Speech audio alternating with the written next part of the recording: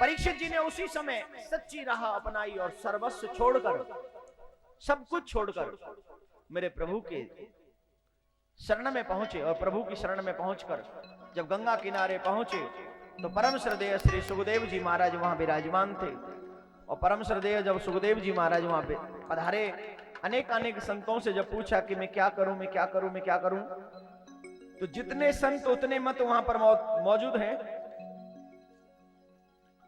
लेकिन श्री परीक्षित जी महाराज ने प्रश्न किया, बोले महाराज एक बात बताइए, अतः पृच्छामि संसिद्धिम योगिनां परमं गुरुं पुरुषस्य यत् कार्यं म्रियमाणस्य सर्वथा। परीक्षित जी महाराज का प्रश्न बहुत अच्छा है। उन्होंने कहा महाराज, जिस व्यक्ति की मृत्यु 7वें दिन हो उस व्यक्ति को क्या करना चाहिए। तब श्री सुखदेव जी महाराज ने भागवत कथा कहना प्रारंभ किया। और जब भागवत कथा कहना प्रारंभ किया,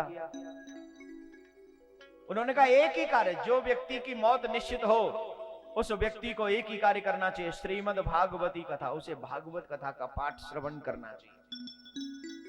तो मेरे प्यारे श्रोताओ, आज इस कथा का प्रारंभिकरण हो रहा है। जैसा कि मैंने कल भी कहा था, सुखदेव जी के द्वारा आज इस भागवत का प्रारंभिकरण हुआ। इस भागवत कथा को जो मन क्रम वचन से संपूर्ण सुनते हैं उनकी मनोकामना अवश्य पूर्ण होती है। इसलिए मैं आप सबसे निवेदन करूंगा, आज अभी इसी समय ईश्वर से प्रार्थना करें कि हम इस इच्छा को लेकर भागवत कथा सुन रहे हैं। हे गोविंद, हमारी इस इच्छा को आप अवश्य पूर्ण करें। और गोविंद मेरे प्रभु आपकी उस इच्छा को अवश्य पूर्ण करेंगे, ऐसा मेरा विचार है, ऐसा मेरा मानना है। पुनः एक बार याद दिला दूं, क्योंकि अब समय कथा संपूर्णता का होने जा रहा है। अगर अभी मैं प्रसंग उठाऊंगा तो उसमें समय लग जाएगा। और जब प्रसंग है फिर भी बोलता हूं, सृष्टि वर्णन थोड़ा प्रारंभ करता हूं। सबसे पहले सुखदेव जी महाराज ने सृष्टि वर्णन प्रारंभ किया। नारायण जब अकेले थे तो नारायण के मन में भाव आया कि अब सृष्टि की रचना होनी चाहिए। तो एक को हम बहुत श्यामा, एक में से वो बहुत हुए, नाभि में से कमल उत्पन्न हुआ, कमल में से ब्रह्मा जी, और ब्रह्मा जी ने सनकादिक ऋषि को जन्म दिया। और सनकादिक ऋषि को जब जन्म दिया तो ब्रह्मा जी ने सनकादिक ऋषियों से कहा कि जाओ अपना अपना विवाह करो, सृष्टि को आगे बढ़ाओ। बोले महाराज सब कुछ कह लो लेकिन विवाह नहीं करेंगे। बोले विवाह क्यों नहीं करोगे? बोले नहीं महाराज, विवाह ही नहीं करेंगे, और जो चाहिए कह दो। बस एक बात है, विवाह के बाद बंधन तो हो जाते हैं, इसमें कोई शक नहीं। लेकिन बंधनों को स्वीकार करते हुए भी जो भगवान को याद रखे वही तो सबसे बड़ा भक्त है। विवाह जो बंधन है उसे बंधन को स्वीकार करो, और उस बंधन के साथ साथ प्रभु की याद करो, हमेशा याद करो प्रभु की।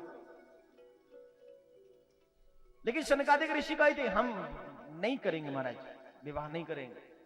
बोले क्यों नहीं करेंगे? बोले विवाह चीज ही ऐसी है महाराज। एक बार क्या हुआ पता है, एक जंगल में एक शेर की शादी थी। जंगल में शेर की शादी, और जब शेर की शादी थी तो सभी ढोल बज रहे थे, बाजे बज रहे थे, ये हो रहा था, वो हो रहा था। तो उसमें देखते जानते हो क्या हुआ? एक चूहा वहां नाच रहा है। ढोल बज रहे हैं, आज मेरे यार की शादी है, तो उसमें चूहा नाच रहा है। और जब चूहा नाच रहा है तो बंदर ने देखा कि मेरे से भी छोटा जंतु ये नाच क्यों रहा है, इतने इतने बड़े शेर की शादी है और ये अकेला नाच रहा है, इसको डर नहीं लग रहा? तो जानते हो क्या हुआ? बंदर छिपते हुए गया और चूहे के कान पकड़ के ले आया, इधर आ, तू क्यों नाच रहा है? शेर की शादी है और तू नाच रहा है, किसी का भी पंजा पड़ गया तो मर जाएगा, पता है? अरे बोले भाई साहब आपको गलत फहमी हो रही। बोले क्यों? बोले मेरे भाई की शादी है। तेरे भाई की शादी? कमाल है, वो शेर तू चूहा, तेरी शादी कैसे, तेरे भाई कैसे हो सकता है वो? अरे बोले भाई साहब आपको गलत फहमी हो रही है, हूं तो मैं भी शेर लेकिन शादीशुदा हूं तो मैं भी शेर लेकिन शादीशुदा हूं, इसलिए आपको चूहा लग रहा हूं। बोलो राधे राधे। राधे राधे। तो जोर से बोलना पड़ेगा आपको। राधे राधे। ये मानव शरीर बार बार नहीं मिलता है, बार बार नहीं मिलता है ये मानव शरीर, और जब मिल गया है तो इसका उपयोग सदुपयोग करिए, दुरुपयोग नहीं। सदुपयोग कैसे होगा? श्वास श्वास पे कृष्ण भज, वृथा श्वास जन को, ना जानू या श्वास को आवन हो।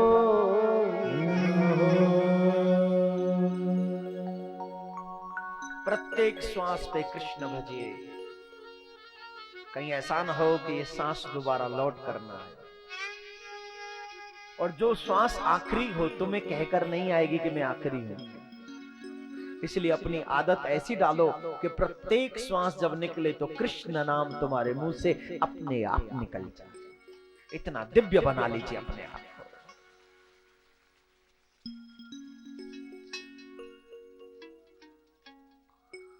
लेकिन चोरी से कथा सुनिए सुख ने,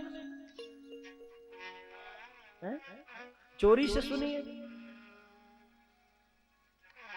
अब कथा चोरी से नहीं सुनना चाहिए।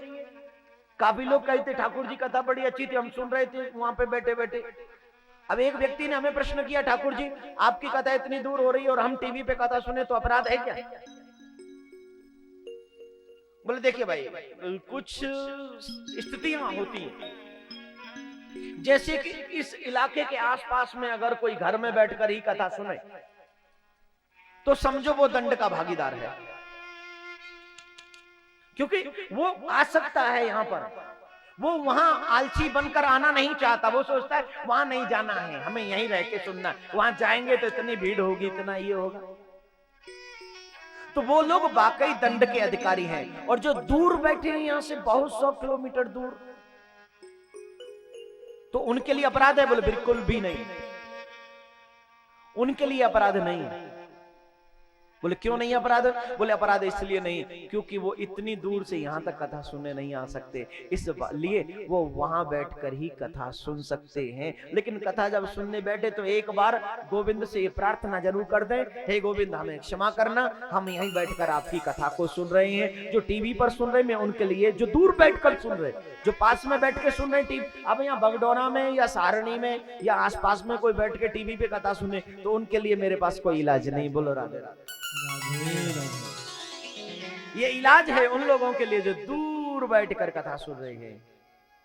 और वो बैठकर जब सुने तो सुनने जब बैठे उस समय हाथ जोड़कर कन्हैया से प्रार्थना करें, हे गोविंद हमें क्षमा करना, हम वहां जा नहीं सकते, इसलिए हम आपकी कथा को यहीं बैठे बैठे सुन रहे हैं। तो ऐसे लोगों को पाप नहीं लगता, वो दंड के अधिकारी नहीं होते। बोलो राधे राधे। राधे राधे। लेकिन जो चोरी से कथा सुने वो वाकई दंड का अधिकारी है। बोले कैसे? बोले सुनो, सुख ने बहुत अच्छे मन से कथा सुनी, श्रद्धा से कथा सुनी, लेकिन बाबा ने कहा इसने चोरी से कथा सुनी है, इसलिए मैं इसको समाप्त कर दूंगा। बाबा ने त्रिशूल उठाया और मारने के लिए दौड़े, और जब मारने के लिए दौड़े तो सुख वहां से आत्म रूप से भागे, मतलब शरीर को वहीं छोड़ दिया, सिर्फ वहां से आत्म रूप से भागे। अब सुख से कह रहे बाबा, अरे रुक जा, अरे रुक जा, मैं तुझे मारूंगा। सुख बोले बाबा वाकई आप भोले भंडारी हो। बोले क्यों? बोले सच्ची बात यह है, जिसको पता हो कि मेरे मारने वाला मेरे पीछे आ रहा है वो रुकेगा क्या? और आप मुझे ही मारना चाहते हो और मुझसे कह रहे हो रुक जा मैं तुझे मारूंगा। आप भोले भंडारी नहीं तो क्या? बोलो बहुत भोले भंडारी बाबा, बहुत भोले भंडारी। और बाबा तो इतने भोले भंडारी है कि जवाब नहीं। बताऊं कितने भंडारी हैं? जो नहीं देना चाहिए बाबा वो भी दे देते हैं। धन धन भोलेनाथ तुम्हारे कौड़ी नहीं खजाने में, 3 लोक बस्ती में लुटा दिए, आप बसे वीराने। एक बार तो गजब हो गया। एक कुंवारा व्यक्ति था, उसकी शादी नहीं हो रही थी,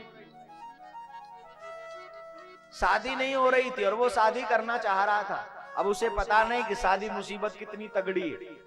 शादी एक ऐसी मुसीबत है, इसको हंसते हंसते सभी लोग घोड़ी पर बैठकर जाते हैं मुसीबत को घर में लाने के लिए। बोलो राधे राधे। राधे राधे। जोर से बोलना पड़ेगा। राधे राधे। बड़े तैयार श्यार होके जानते नहीं। कितने चले हो प्राजी? बोले असी उत्थे चले गए। खैर छोड़ो जी, छड्डो मेनू की है, आनंद लो।